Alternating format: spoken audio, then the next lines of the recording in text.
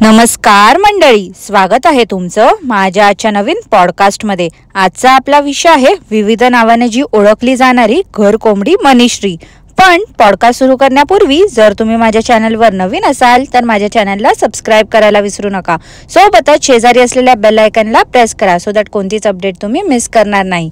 तर मग वाट कसली बघताय, चला सुरू करूया आजच्या आपल्या पॉडकास्टला। तर मंडळी, 2 दिवसाच्या सुट्टीनंतर घर कोंबडीने काल तोच रटाळ रुटीन व्लॉग शेअर केला आहे। काही दाखवायला नसलं की आपला कॅमेरा ऑन करायचा आणि टाइम लॅप्स लावून ठेवून द्यायचं। मग गाऊन खोचायचं कमरेला आणि मी कशी धुनी भांडी करते बघा, मी कशी लादी पुसते बघा, ते दाखवलं। आता तर जवळजवळ 10 ते 15 वेळा या मनीश्रीने लादी पुसून दाखवली आहे, भांडी घासून दाखवली आहे, तरी पण ती आता तेच दाखवते। आता या बाईला एवढीच स्वच्छतेची आवड आहे तर मग हिने स्वच्छ भारत अभियान मध्ये भाग घ्यायला हवा होता। तेवढंच रस्त्यावरचा कचरा देखील साफ झाला असता, नाही का मंडळी? Emotional damage. मंडळी, ही घर कोंबडी किती साधेपणाचा आव आणते ना। म्हणजे त्याच व्हिडिओच्या एंडला मी ऐकलं की ही झोपण्या अगोदर काहीतरी बुक्स रीड करते किंवा काही व्हिडिओ बघून झोपते। अहो, व्हिडिओ म्हणजे मोटिवेशनल व्हिडिओज हो, नाहीतर परत तुम्ही काहीतरी गैरसमज करून घ्याल। तिचं असं म्हणणं आहे, असं काहीतरी बघितलं की तिचं मनही तसंच विचार करेल। त्यामुळे आजकाल या घर कोंबडीने रात्रीचं एडिटिंग करणं देखील सोडून दिलं आहे। आणि बरं का मंडळी, ही घर कोंबडी बोलली की मी झोपण्या अगोदर 1 तास अगोदर फोन यूज करत नाही। पण 2-4 दिवसा अगोदरच मी ऐकलं होतं ही बाई रात्री 3 वाजता माझ्या फेलो क्रिएटरच्या व्हिडिओ खाली 10 मार्काचा निबंध लिहून आली होती कॉमेंट बॉक्स मध्ये। आणि थोड्या वेळाने वाटते तिलाच लाज वाटली म्हणून ती कॉमेंट डिलीट करून पळाली। आता त्या क्रिएटरने कॉमेंटचा स्क्रीनशॉट घेऊन ठेवला होता म्हणून काय नाही, तेवढंच आपल्याला सत्य तरी समजलं। नाहीतर ही बाई स्वतःला सोजवळ दाखवण्यासाठी समोरचा किती वाईट आहे हे सिद्ध करण्यातच धन्यता मानते। तर हिच्या अंधमंद भक्तांनी तिथे जाऊन हिला विचारलं होतं की तू एका क्रिएटरच्या व्हिडिओ खाली कॉमेंट केली होतीस आणि ती डिलीट मारली, तर देवाचं नाव घेऊन लोकांना फसवणारी घर कोंबडी बोलते काय तर मी ती कॉमेंट डिलीट केलीच नाही, त्या क्रिएटरनेच ती कॉमेंट डिलीट केली असावी। काय बोलावं या बाईला, खरंच ही किती मूर्ख असेल ना। आता त्या क्रिएटरनेच जर ती कॉमेंट डिलीट केली असती तर त्या क्रिएटरने कम्युनिटी पोस्टवर का बरं त्या कॉमेंटचा स्क्रीनशॉट लावला असता? एवढी सिंपलशी गोष्ट आहे, पण या बाईला नेहमी कॉन्ट्रोवर्सी क्रिएट करायची असते। काय आहे ना मंडळी, हिचे व्ह्यूज पडलेत ना सध्या, त्यामुळे भांडणं करून काही ना काहीतरी करून हिला व्ह्यूज वाढवायचे आहेत। ह्या घर कोंबडीला असं वागून काय मिळते देव जाणो। मागे पण मी एक दिवस काय कामात असल्यामुळे पॉडकास्टला सुट्टी घेतली होती, तर ही बाई संधी साधून माझ्या कॉमेंट बॉक्स मध्ये पण उंदीर घुशी सारखी घुसली होती। सोबतच ही टोळी घेऊन देखील आली होती। मला एक समजत नाही, आम्ही जातो का कधी या बाईला कॉमेंट करायला? तर नाही, मग ही का बरं सारखी सारखी येत असते आमच्या इथे, ते पण हिच्या टोळीला घेऊन। वर ही बाई आरोप काय करते तर हिचे टॅग्स वापरतो। अगं बावळट बाई, टॅग्स यूज करण्यासाठीच दिले आहेत ना ग। आणि तसं पण तर तू भ्रमात आहेस ना की तू खूप मोठी सेलिब्रिटी आहेस, मग तुझा टॅग वापरून आम्हाला पण मिळू दे ना ग रीच। का ग बाई, भीती वाटते का? आम्ही जे सत्य बोलतो ते तुझ्या अंधमंद भक्तांनाही एक दिवस पटलं तर ते तुला सोडून जातील याची? अगं, एक ना एक दिवस ना तुझं हे खोटं दुनियेसमोर येईलच ग। आणि हो, यापुढे कॉमेंट करशील ना तर बाई डिलीट करून पळून नको जाऊस हा, कारण मी तुझ्यासारखी 24 तास हातात फोन घेऊन फिरत नाही ग की तू रात्री अपरात्री उंदीर घुशी सारखी येशील बिळातून बाहेर आणि माझ्या कॉमेंट बॉक्स मध्ये घाण करून जाशील। तर दिवसाचा आलीस तरच उत्तम आहे। हा, पण माझ्याकडून रिप्लाय मिळेल असा विचार पण करू नकोस, कारण मी फक्त माझ्या मंडळींनाच रिप्लाय देते। त्यामुळे तू कॉमेंट केलीस काय नाही केलीस काय, दोन्ही माझ्यासाठी सारखंच आहे। मंडळी, काही दिवसांअगोदर घर कोंबडीकडे काहीच कॉन्टेंट नव्हता तर हिने अंधमंद भक्तांना काही प्रश्न विचारायला सांगितले होते। तसं तर या बाईकडे कधीच काही कॉन्टेंट नसतो म्हणून ती नको त्या उचापत्या करतच असते नेहमी। तर क्वेश्चन आन्सर मध्ये खूप लोकांनी प्रश्न विचारले होते। पहिला प्रश्न विचारला गेला होता तो म्हणजे कोल्हापूरचा फ्लॅट कधी दाखवणार आहे?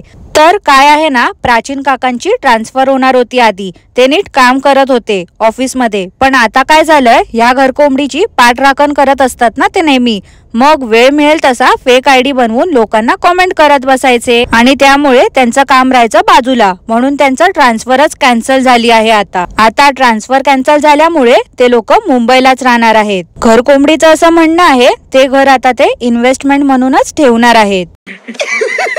पैसा ही पैसा होगा। दुसरा प्रश्न या घर कोंबडीला विचारला होता तो म्हणजे सेकंड बेबी प्लॅनिंग कधी करणार? तर घरकोंबडी बोलली की अजूनपर्यंत विचार केला नाही आहे, पण हवं तर आहे. हे अगदी बरोबर बोलली हा ही बिचारी घरकोंबडी की तिला बेबी तर हवा आहे, पण कधी ते प्लॅन नाही केला. म्हणून ही बिचारी सतत चिंतेत असते आणि तसले टॅग्स यूज करत असते आणि त्याच गोष्टी सर्च देखील करत असते की किती वयापर्यंत काय करायचं, जास्त वेळ टिंब करण्याचे उपाय. बाई ग घरकोंबडी, लवकर प्लॅनिंग करा. रोजच तू असले टॅग्स यूज करतेस आजकाल. समझ रहे हो आप? समझ रहे हो?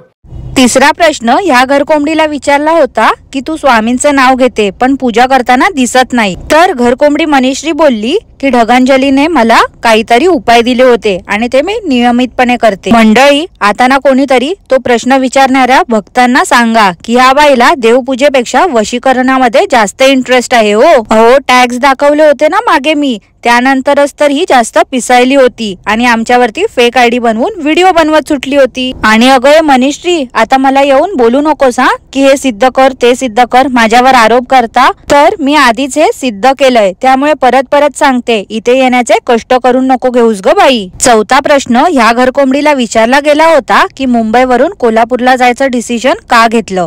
तर हिचं सासर आणि माहेर कोल्हापूरलाच आहे आणि घरकोंबडीचं असं म्हणणं आहे की कधी कधी आपण पैसा खूप कमवायला लागतो पण नाती जपायला आवडतात तिला. लहानपणापासूनच नाती जपते ती. किती ग बाई, किती खोटं बोलशील, देवाला तरी घाबर जरा.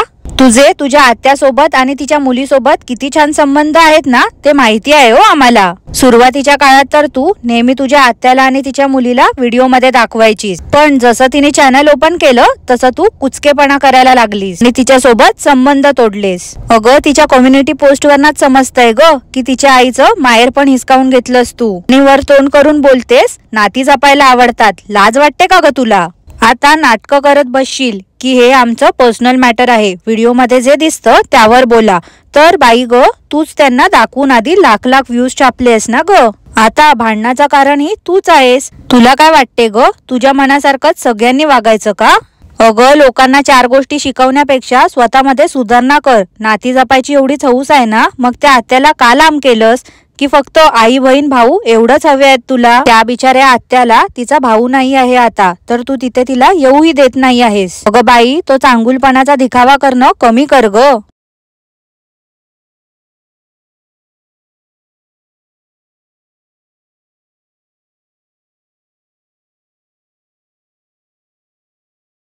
पाहिलत ना मंडळी, आमंत्रण देऊन देखील ही घरकोंबडी गेली नव्हती फंक्शनला. पण जेव्हा हिला सगळे विचारत होते की जत्रेला आत्या का आली नव्हती, त्यावर तर किती ओव्हर ऍक्टिंग करून रिप्लाय देत होती सगळ्यांना.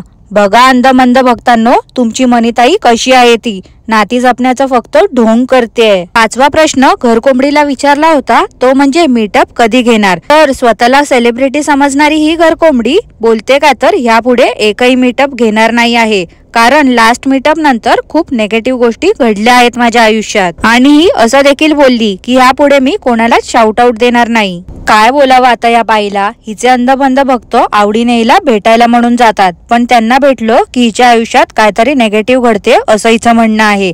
ज्या लोकांच्या जीवावर हे सगळं सुरू आहे त्यांनाच ही बाई असं बोलते. लाज कशी वाटत नाही हिला असं बोलताना, आणि तरी देखील अंधमंद भक्तांना हिचंच कौतुक आहे. अरे किती ती लाचारी हिच्या भक्तांची. ह्यांना सेल्फ रिस्पेक्ट आहे की नाही. एक दिवस व्हिडिओ नाही टाकला तर लगेच कधी टाकणार व्हिडिओ अशी टेप सुरू करतात. स्वतः तरी बाई किट्टू दादामुळे इथवर पोचली आहे. त्याने शाउट आउट दिला म्हणून लोकांनी हिला बघितलं, पण ही आता एका पोझिशनवर आहे. हिच्यामुळे कितीतरी नवीन क्रिएटर्सला सपोर्ट मिळू शकतो, पण हिचं असं आहे की हिच्या पुढे कोणी जाऊ नये. बरोबरच आहे ना, आत्या बहिणीच्या यशावर ही बाई जळू शकते तिला पुढे जाताना बघून.